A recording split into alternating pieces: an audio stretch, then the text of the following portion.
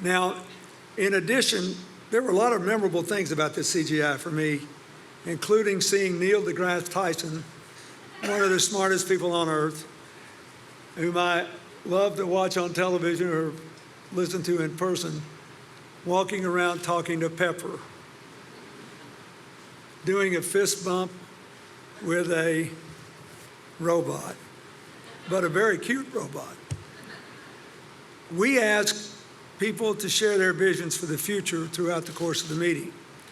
So far, people from 47 countries have sent in responses, and they've been reviewed and analyzed, and there were some pretty clear, not surprising, but I think encouraging trends. One of the most important trends was how closely interconnected some of our most pressing challenges are in the minds of the people who think about the future. People want to make our societies more stable by investing in health and education, or empowering women and girls, or by funding clean energy projects, and they really think it's silly to do one without the others, which is interesting. In other words, in the vernacular that often used in my part of the world, we have to be able to walk and chew gum at the same time. It is impossible not to think that in a complex world, we don't have to do more than one thing. One of the other important things we learned is that for all the new creative ways people are approaching problems, the way all these people express their hopes are as old as time.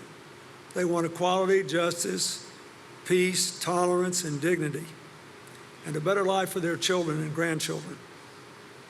And in a way, that's a metaphor for what we do at CGI. We try to be ever more modern, embrace new technologies, and make new solutions, never forgetting that these are just modern manifestations of our oldest challenges. And even our opportunities, they're modern manifestations of old opportunities.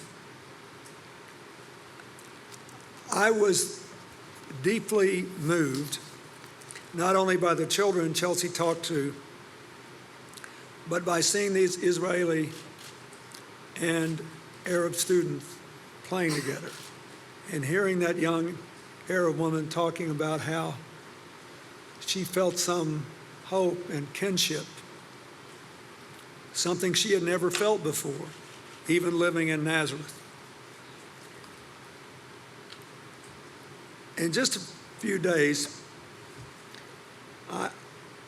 I hope to be able to go to Israel for the 20th anniversary of the death of my friend Yitzhak Rabin.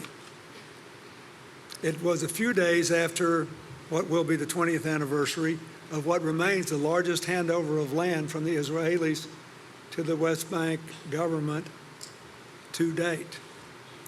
That and another one agreed to by the current Prime Minister, Mr. Netanyahu, and effected by his successor, later a member of his government, former Prime Minister Ehud Barak, who's also been here. If you put those two things together, that's what the Palestinians live on today.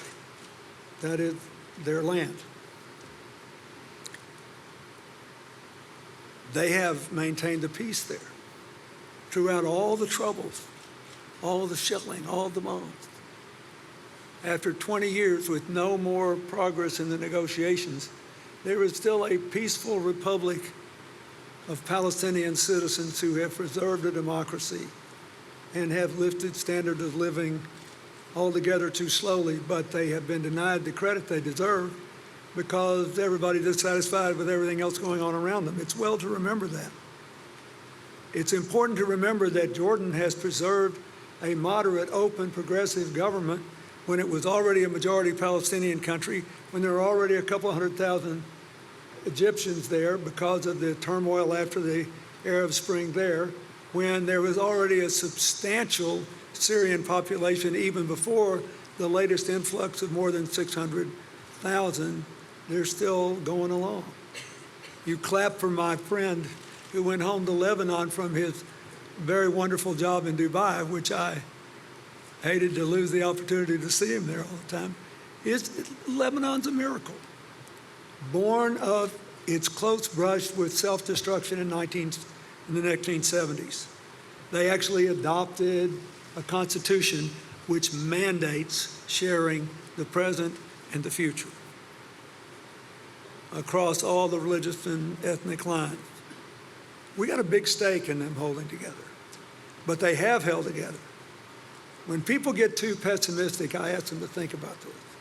This is the 20th anniversary of the slaughter of Bosnians in Srebrenica, which led to the Dayton peace talks after we bombed them a little bit, and the peace in Bosnia, which holds today against all the odds. At this anniversary, the 36-year-old mayor of Srebrenica invited the 39-year-old prime minister of Serbia and asked everybody to welcome him. He said, we got to get over this. We got to build this future together. This is the 20th anniversary of the reconciliation of the United States and Vietnam. We fought a long and bloody war. We lost 58,000 people. They can't even account still for about 300,000. They may be our closest ally in East Asia now. No one would have envisioned it.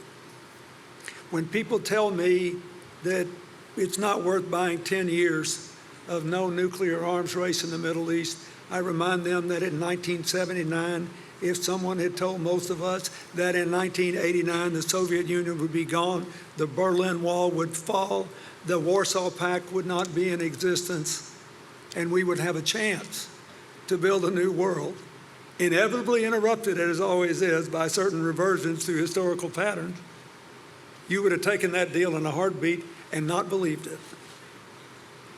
You have no idea what will happen in the future, but you can know this.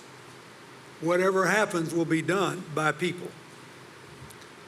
And what we're trying to prove is that there is such a thing as civil society. That if governments and civil society and private sector economics can work together, we can build a shared future that we would be proud to leave to our children and grandchildren. When you think of all the troubles in the world, you could have been president of Liberia. You could have taken over a country that was broken after 14 years of civil war, worked your heart out, seen enormous growth in per capita income and improvements in health and education, only to be blasted by the Ebola outbreak. And reminded the price you all pay if you live in a country without a healthcare system. Nigeria, which had one, had fewer than 20 deaths. So it sounds terrible, right? Until you remember that the grimmest predictions were that we could have hundreds of thousands of people die. It doesn't take away the pain that 13 or 14,000 died, but look, a lot of this reality we live with depends on how you look at it when you get up every morning. All I know is when I get really discouraged, I think about that young man, the 36-year-old mayor of Srebrenica. He said, I am an accidental mayor. My father and brother were killed in the woods on that awful day. Every single male member of my class was killed on that awful day. I have no idea why they could not find me. But I know this. My job is to make sure it doesn't happen again. And he pointed at the Serbian prime minister and he said, those of us who are young have a responsibility to pave a different future. That is true in the Middle East. It is true everywhere else. There will never be a time which is free of controversy, difficulty, argument. What we have to do is to make sure that those of us who believe that if you begin with the end in mind and you put together people who are different, who think what we have in common is most important, more often than not, it will come out right, and we will keep pushing the rock up the hill in the right direction. That's what this is all about. Tonight, when you go home, before you fall asleep, think of the beautiful music made by the youth orchestra. They were playing for all of us. Thank you. God bless you.